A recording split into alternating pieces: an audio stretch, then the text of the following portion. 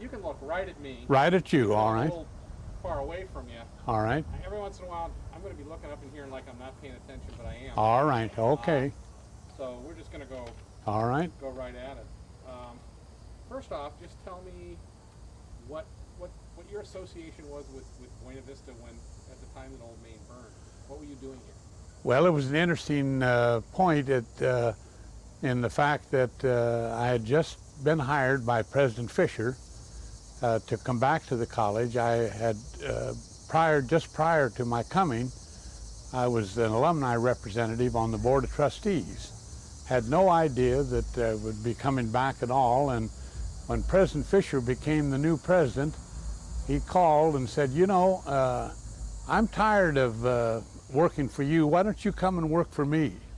And that was the beginning of our hiring, and so I came back 55, 56 year, and I was athletic director and head baseball and basketball coach and taught in physical education department. What were you doing when you found out that Old Main was on fire? Well, we lived at that time at 424 Otsego Street, which was directly behind the library, the current library, and we, of course, observed almost immediately that it was on fire, and we went to our upstairs bedroom window and took a look, you might say, to verify it, and then I immediately went down and came across the alley, it was that close, to see if there was anything that I could do. So that's where we were in our own home.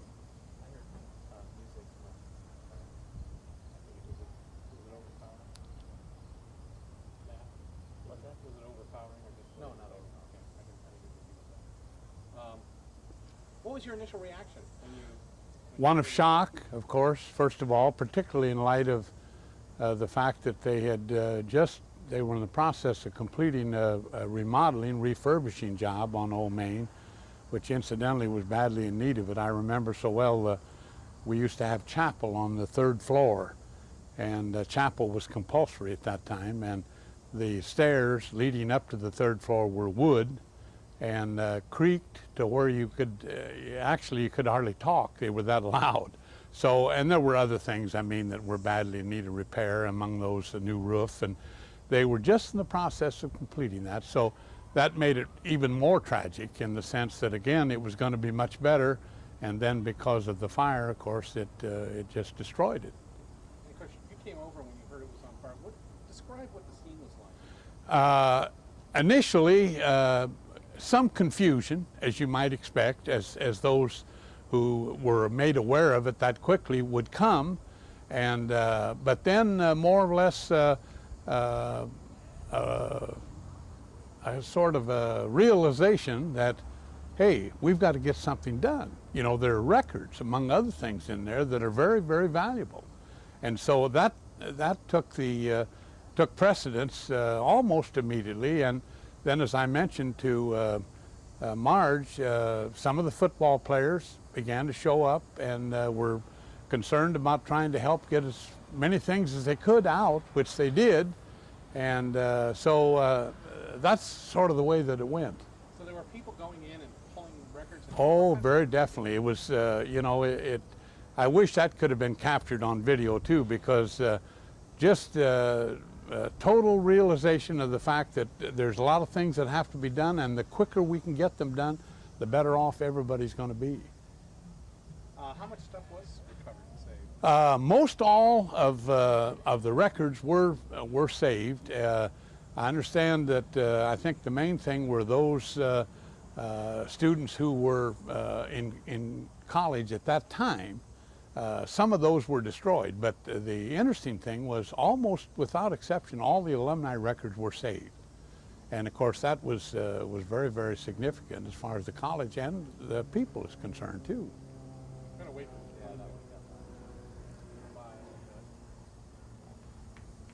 That's the chance we take when we're outside. That's right, you bet, that's right. It's worth that.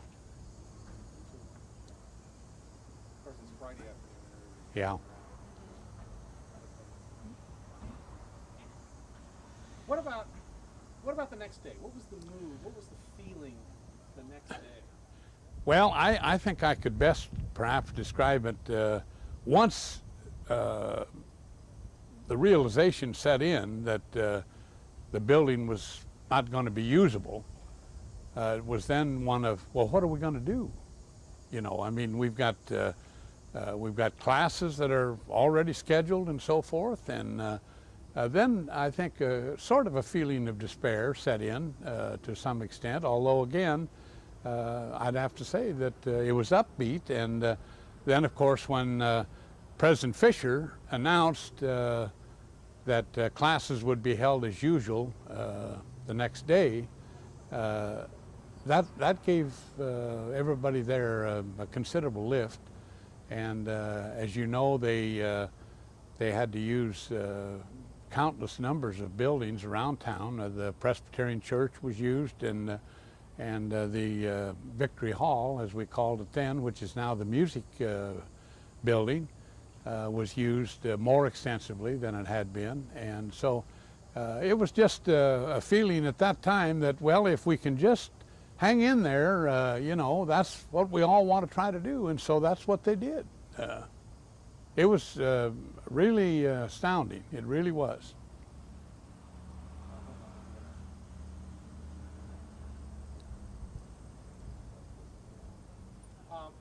You know, for the first 50 years or so of the college's history, 60 years, I guess, it was almost constant struggle. One crisis after another, one heroic effort after another. Was there a sense of people saying, boy, this just really is, this is the last straw, this does us in? Or what was the kind of reaction? Yes, there definitely was some of that. I recall particularly those who were older actually stating that thing that you've just mentioned, the fact that, gee, you know, we've had so many obstacles and so forth, and now here we've got this one. At that time there were only 3 buildings on campus, you know, and to lose one of those, you might say, that you can understand, I think, how what a terrible catastrophe it was. And but yet through it all, you know, you could sense that feeling of, well, we've responded before, and we'll do it again. And they did. You know, that's the interesting thing about it. And yet very, very depressing at the initial shock, you bet. Well, I know one of the great triumphs of, I think it was John Fisher's tenure, was that the school finally got North Central accreditation. That's right. And I know the story of the train ride to Chicago, I Yeah, think. that's right. That. And this happened after that, right? After that, that's right, yeah. Did that deepen the blow, or Well, or did it give people more determination? it gave people more determination, I think, in the sense that, hey, this is something, you know, that we struggled for a long time too, the accreditation aspect. And now that we're at least approaching the end of that, and they, as it turned out, of course, it was successful. That gave them some additional inspiration, I think, to go on. I really do. It seems that in order to come back from this, particularly after the long history of struggle, that there have to have been, I think, both at the time, I think you talked about some of the football players, but also in the wake of things. We're going to wait here until I'm going to pause. Let's relax. Okay. Okay. I'm going to go on with my question. All right. Here, it seems that at the time there had to have been some heroes. Who were the heroes, or what was the heroic effort, both immediately following the burning, but in the period afterwards to come back? The first 2 people that come to mind, of course, in my mind, aside from those that did yeoman work as far as the physical aspect of, as I mentioned, getting things out of the building and so forth, were President Fisher and W.D. Westlink, who was dean of the college at that time. And both of their efforts just almost indescribable. I mean, in the things that they did to, first of all, unite the student body as well as the townspeople together in a common endeavor to go on, and then in their follow-up work along the lines of beginning to speak about, well, what are we going to do to replace the building, and that kind of thing. I think so much of Dr. Westlink, whose health was not good at that time. He had some kind of a blood disorder, I remember so well, And the next day, he was, they had him on a sort of a bed, a cot-like arrangement in Victory Hall, actually getting the classes organized and telling people where to go and where the class was going to meet and so forth. And I can see him to this day lying on that cot, directing, you know, you might say the whole college. And certainly he deserves a tremendous amount of credit, and a lot of others too, but those two stand out in my mind. In a sense, if the history of the first 50, 60 years of the college is marked by struggle, it's also marked by leadership as well, right? Very true. I think, oh, I could name so many. I mean, Dr. F.F. Smith in biology certainly would have to be classified as one of the leaders. George Reynolds, professor of history, just did untold numbers of things, I mean, to further the cause of the school. And Ted Keel, another man that comes to mind, was instrumental in the development of Circle K on campus. And his wife, of course, Gladys Keel, who was in the speech department for years, and just did a tremendous amount of work on the behalf of the college. So there, and I've left out some too, but there were countless numbers that just, you know, there's no way to estimate the value of what they did for the college. In retrospect, what impact do you think that the burning of Old Main had on BV and where it is today and where it's headed? A great deal, I think. You know, as terrible as the fire was, you know, I think there's an old adage that says, you know, nothing is so bad but what it couldn't have been worse. And I think this is borne out by the fact that almost immediately plans got underway thanks to, again, President Fisher and W.D. Westlake and others, trying to delve into the plans of rebuilding.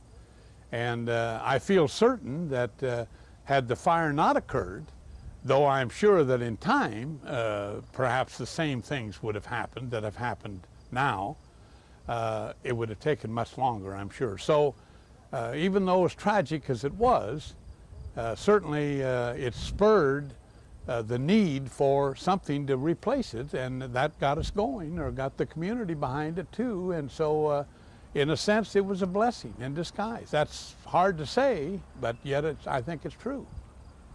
It seems as if the burning of Old Main really marks perhaps one of the most significant turning points in the history of the college. And you've been here and you've seen the before, Yeah. and you've seen the after.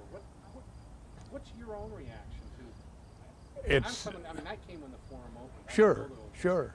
Well, as I say, you know, it's almost indescribable. It really is. You know, I find myself still, when I come over to the forum and so forth, almost have to pinch myself to realize that now with the opening of the new technological center, you know, it's just absolutely fabulous. And I'm sure, without fear of contradiction, that had anyone suggested what is here now, back in even the first 10 years after Old Main burned, they would have sworn, you know, hey, you need help of some kind. You know, there's no way that that's going to be accomplished, and yet here it is. So again, it's just, I'm always amused by speaking with some of the graduates that have not been here maybe for 10 or 15 years and come back, you know.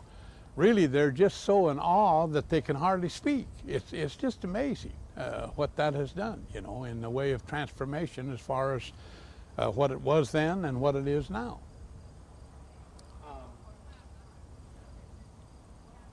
But I think also part of this story, and I think when I'm hearing you say, and I think you're one of the people that certainly can testify to this, that the outer appearance of the campus has certainly transformed radically, but the heart and soul of the institution is still much the same. Yeah, yeah. Do you agree with that? I do. I do. And to my way of thinking, that's a plus rather than a minus. Not that, you know, I don't recognize all the talents that new people have brought to the faculty and to the campus, because I certainly, before I retired, I recognized that. But I do think that there's a spirit that, you know, was born and encouraged by countless numbers of people that still lives and still is present on this campus. And you know, I speak with real pleasure, I guess you'd say, at that point, because my wife and I were both graduates of Buena Vista. All three of our children are graduates of Buena Vista. Our son-in-law is a graduate of Buena Vista. And so, you know, Buena Vista has meant as much, if not more, to me, I think, than, more than the average person, let's put it that way.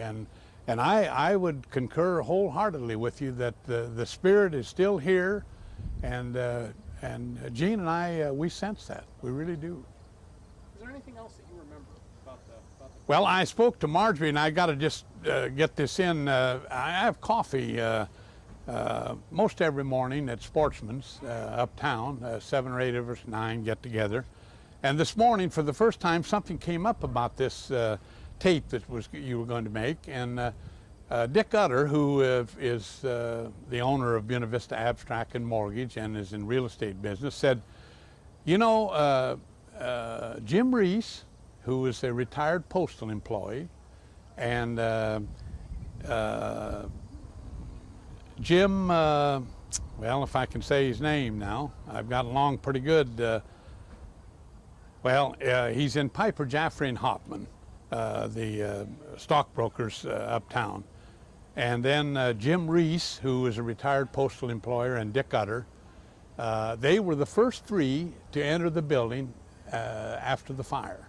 And I've been around here all these years, and I had no knowledge of that whatsoever. And he said, no, we were coming home from the Elks Lodge, and we got in our cars, and we smelled smoke.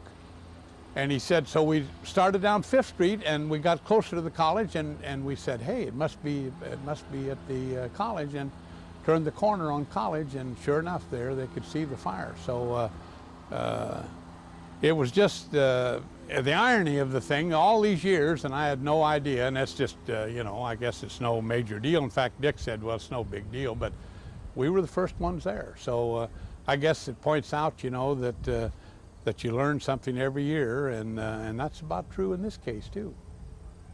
It is sort of an experience that binds a lot of people together. That's right. That's right.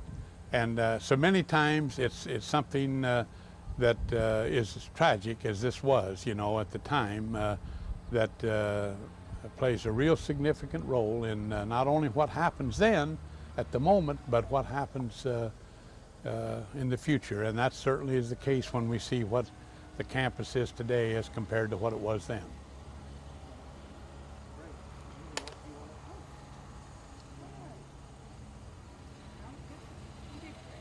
I think that's about it, unless there's anything else you want to add. No. Anything else? I wish I could think of that other man's name, doggone it, and I just said it to you. Told it to me. Yeah, No, I can't and I remember just, no, I'm sure where you couldn't, but it just left me like I know that. that problem all the time with students that I know. And I just, so as I say, we'll just have to let her go, and I'll, when I see this guy, I'll say, I'm sorry that I left you out, but